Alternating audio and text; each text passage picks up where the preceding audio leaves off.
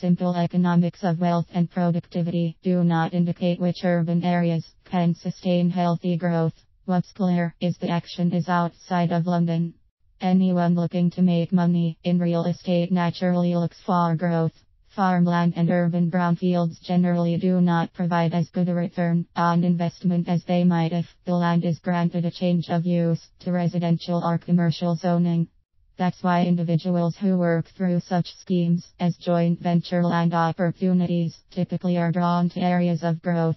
And while that typically correlates with job growth, there are other factors to consider. According to the City Growth Commission, a 12-month inquiry into how UK cities can be empowered to drive local economies, while conducted to inform voters in the UK general election, dependent on public sector funding. Instead, the Commission argues for complementary growth outside the capital city. The process is one of devolution, allowing policy-making powers to be held by the cities and to emphasize the assets that these cities already have. To be clear, it is well known that a certain degree of organic growth has been happening in places such as Edinburgh, West Yorkshire, East Midlands, Bristol Merseyside, Greater Manchester and Belfast. A large percent of the tech sector, for example, exists outside of London. The report notes that mid-sized cities population 200,000 to 2 million are projected to create the greatest degree of GDP growth through the year 2025. One of the core characteristics of healthy growth, another word is sustainable in the social and economic sense, is housing.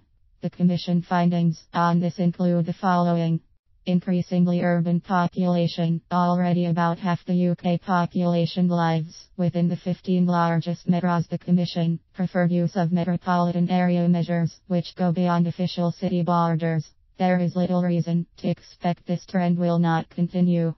Planning and housing are fundamental. Firms based in city centres, London as well as others, feel the planning policies that historically constrained outward growth are now responsible for higher costs related to transport and housing, while providing due credit to the country's preservation of green belts and heritage sites. The Commission argues for better local flexibility in planning, including and especially toward the goal of increasing the inventory of homes. Social housing needs to be in the mix, as well private housing, being built by joint venture investors. Devolved planning. The previous administrations effectively created national governments for Wales, Scotland and Northern Ireland. The same process is underway in allowing greater latitude and decision-making powers to local authorities in the cities. Economic policy focused on networked cities instead of planning and allocations of resources that bolster the country as a whole. A redistribution of economic powers from regional development agencies RDAs to local economic partnerships was a first step. But ultimately, a successful UK economy might instead involve a network of mutually reinforcing, complementary and connected metro regions. The entrepreneurial nature of private investors and land development specialists is enhanced when they can work with less bureaucratic local planning authorities. When several acres can become much needed housing that allows people to live closer to their places of employment, the benefits are far reaching. The employer is less constrained in its growth and important tailwind to growing the local supply chain and the overall local economy.